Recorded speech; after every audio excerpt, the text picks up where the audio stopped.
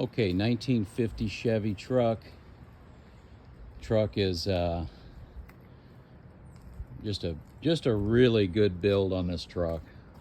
Guy did a really nice job on it. Camaro stub on the front, power steering, power brakes, power disc brakes, 350 motor, 700R trans. Frame is all sealed up with pour 15. New bed floor, new interior, all new gauges, windows, glass, rubber. Truck has heat, wipers, signals, stereo. Really runs and drives very nice. Very cool cruiser. Left in this bare metal, and then clear coated over the bare metal to give it this patina you see. The interior is very nice. Very metal on the truck is in really good shape.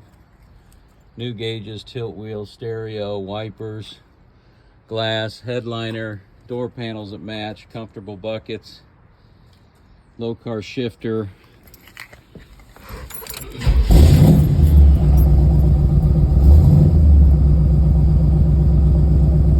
Gauges work.